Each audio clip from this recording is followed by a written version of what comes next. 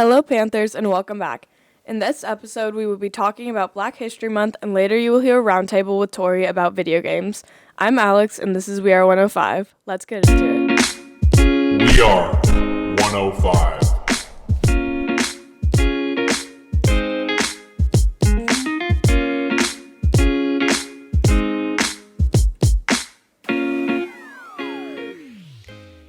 So today we have Raya, Cyan, and Aaliyah with me.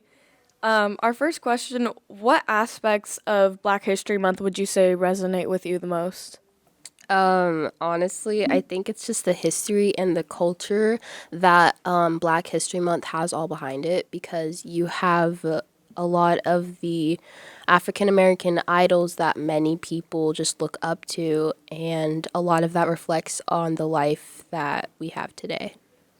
Same as Aaliyah, basically like the characters and like the culture just are really important because they really like kind of shape the world for Black people today, and that just like kind of resonates with me a lot. Same thing as both of them. I think that Black people really have a big impact on the world and society that we have going on, and that it really helped build things up. So, Awesome. Our second question, are there specific figures or events in Black history that have inspired you personally? I think the one that I personally admire the most is MLK Jr. and Rosa Parks because just like the things that they did, especially to risk their lives and like being arrested and stuff like that, like it really did show a difference in like what kind of society that like Blacks had at that time. For me, I'd probably say Martin Luther King Jr. and Rosa Parks, and another inventor that wasn't really given much credit, which was Marie Van Britten Brown. She made a lot of like the CCTVs and like a lot of home security things, but she was never really given credit for it. And I just think that like people who made a lot of inventions back then that were Black didn't really get enough resignation, so like they should get more. What's it called? I'm forgetting the word. Recognition? Yeah, recognition. I agree with both of them, Rosa Parks and Martin Luther King, because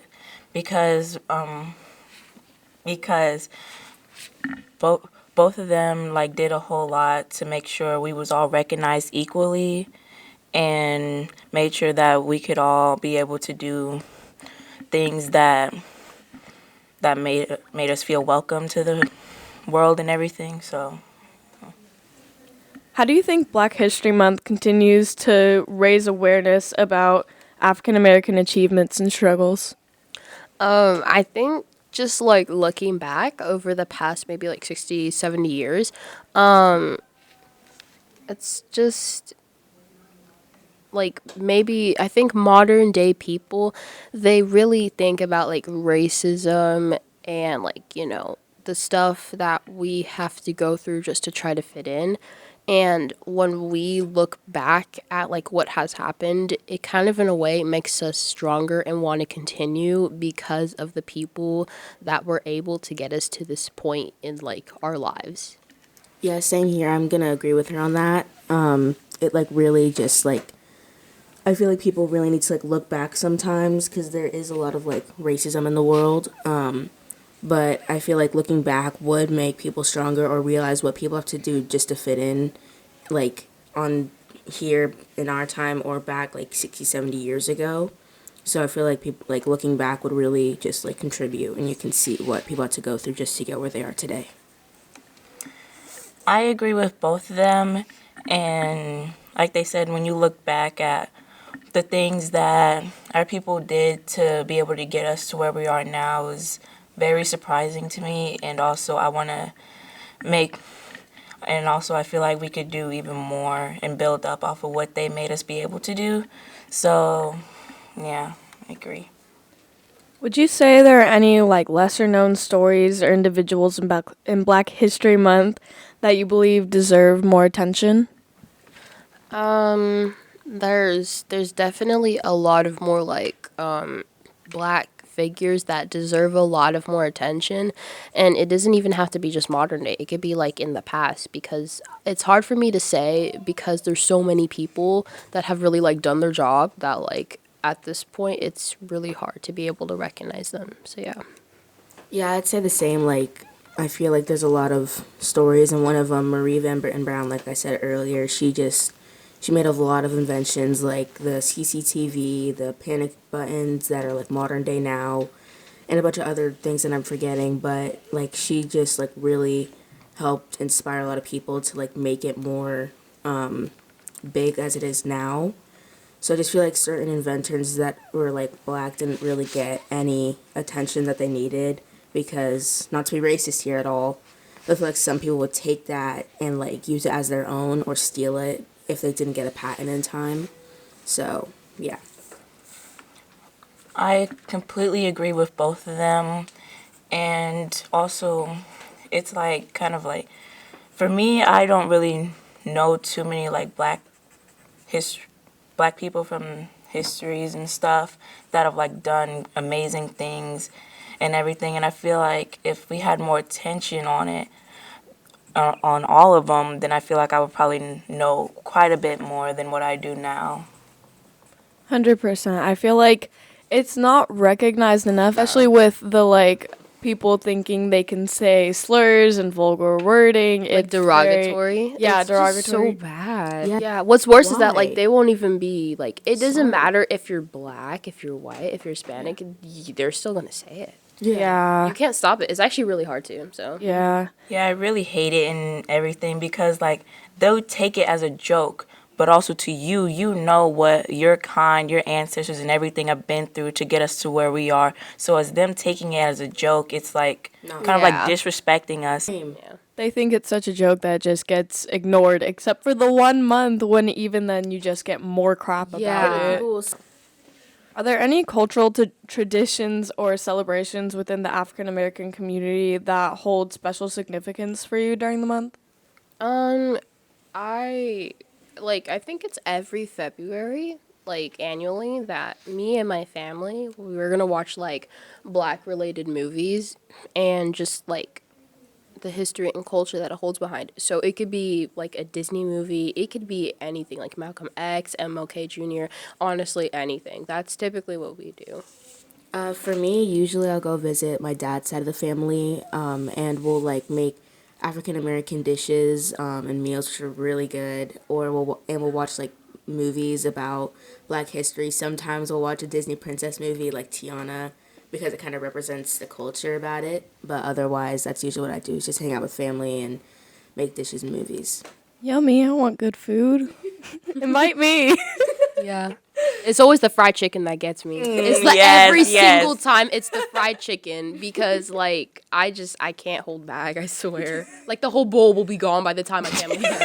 I swear. Not because all white people, they make salt and pepper. Stop. That's like literally the best. Actually, Oh my mom God. makes some pretty good food, but the salt and pepper, I can't. I can't with that. Like when I was 5, I'll gobble the whole thing up. Real. But for me, I don't really do any like Black History Month traditional or anything type of things with my parents or family. So I just kind of like do my own thing to learn about more. Like I watch movies and like there's this one movie called The Help. It kind of like showed how we used to be maids, taking care of the Caucasians, kids and everything. So I kind of just learn on my own and stuff. And my parents would join me if they wanted to, but yeah. What would you say you want students to be aware of when dealing with cultural sensitivity? Dang, that's actually kind of hard. For me, I think it's just like it's something that my parents have like always pushed to do like to me since like I was 5. I think it's just standing up for yourself, honestly, even if it's like to another friend, because like at the end of the day, it's never gonna really end. Like this is just our society and the way it is. So like it doesn't mean you just have to go and like tell like a teacher or something or like report it, but just like stand up for yourself. That's really it. For me, I'd probably say that people just need to understand that it's not just their fault, that it's not just funny to talk about every day. Like, it's something you can just think, oh, well, it's funny to talk about this, and then go say it to somebody who's black. And it really isn't. Like, people just need to learn that we had to do a lot just to get where we are today. And I just feel like people should understand that, even, like, I'm not trying to be, like, self-centered here, but, like, just, like, kind of, like, feel our pain. Like, we had to go through a lot, and just, like, to think it's a joke isn't okay. So I just feel like people should just know what we had to go through. Definitely. So, yeah. And also for me, it's kind of like frustrating just hear kids going around making it seem like it's just a big something to laugh at, like to look back at and laugh at. Like it's nothing to look back at and laugh. It's something to admire and really realize that things changed, and I want to know that they changed, and I want to feel like I can make something different. But when you're just bringing back the past and everything and making it seem like it's just a big fat joke, it's kind of like frustrating to me and everything. But with that, thank you guys so much for coming on and talking about that. I know it can be Yeah, difficult of sometimes, course. but we really appreciate it. Thank you. Thank you. Of course.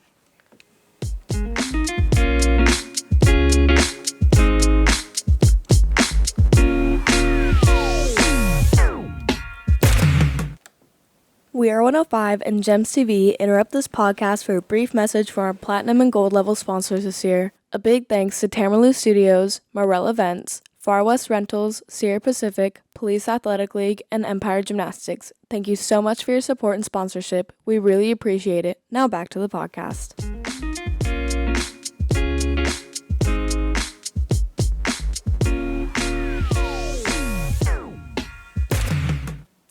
And hello and welcome to our roundtable as we tackle a lighter topic here as we go into video games and more addictions and stuff like that. As I'm here with Wade, Taylor, and Alice, as I'll set us into our first topic. So, on average, how many hours do you play video games? Like every day? I play like less than 2 hours because I can't go on there too long. Like 1 hour and 30 minutes maybe. See, that's very reasonable. That's very reasonable. Taylor? I usually play for probably about 2 hours a day. On weekends, I'll probably go up to 5 because I'll play with my dad a lot. I don't really play much video games, so usually I'll just play for about 1.5 to 2 hours, unusual. Oh, sweet. I don't have to accuse any of you of having an addiction here yet. So, can you name some of your favorite video games that you do play? That any type, and why you enjoy playing them? I really like indie horror games. My favorite's probably Cuphead right now. I really admire the visuals and stuff because a lot of heart was put into it. I've heard good reviews about that one. Wade? I usually like Legends of Zelda because there's a lot of nice graphics. There's multiple games of it. It's just really fun to play. I usually play a lot of Fortnite just because I prefer multiplayer games that I'm able to talk with people on because I just love talking, you know. I get that. Hanging out with friends is just a way to get fun and stuff. So, do you ever feel like you spend too much time playing video games? Definitely not, but my stepbrother, yeah, his eyes are literally glued to the screen. Like literally, you put some glue on there. I feel like I sometimes might spend too much time playing games if I'm playing with like a group of people or friends. I may lose track of time sometimes. So yeah, I do think I spend too much time playing video games most of the time. Yeah. And just one final question. So, going back to Alice saying, like, little brother's eyes are glued to the screen, do you feel like that has impacted him, like his social life and stuff like that? Oh, definitely. But also, he's not really a pleasant person to be around generally, to be honest. Oh, so it's not just the video games. So, do you notice any changes in, say, your mood or behavior after you play video games, say, on a weekend for, like, 5-6 hours straight? Yeah, maybe, like, for a long time I'll get more irritable if I haven't been doing well in the game, I guess, but usually no. For me, I do notice mood changes because most of my family does play video games, and it's easier to notice like one person might be a little more sad or one person might be a little more irritable after playing games for such an extended period. Usually I do feel mood changes after I lose a whole bunch, or like, I guess, yeah. So, how do you balance time between playing video games and other activities like doing your homework, sports, or spending time with family and friends? Alarms. Just alarms? Alarms. Setting time limits? I would usually, especially when it was wrestling season and I did wrestle, I would only be home before I went to sleep for about an hour. So like I just would just cut out video games during that time. Timers, what he said, and just shoving all the video games and stuff on the weekend. Just putting it off, not worrying about it. Yeah. So, do you think violent video games can affect your behavior or attitudes in real life? Like, can it change how someone may act or do something in a situation? It heavily depends on your personality and who you are as a person. I think it can affect some people, but people who are more reasonable, it probably doesn't affect them as much. 100%, I say it could affect people, especially when they're more violent. So like after, let's say my dad, he would play Call of Duty for a long time over the weekend. Then he would just be way more irritable, especially if he was playing maybe a more simpler game after. I do agree with both of them. I also think it can completely change the personality for how long you play the game. Have you ever experienced negative consequences for playing video games, such as difficulty in school or conflicts with your friends and family, like arguing with them? Not me usually, but my sibling, yeah, as I said before. I just have trouble focusing generally, but yeah, not really for me.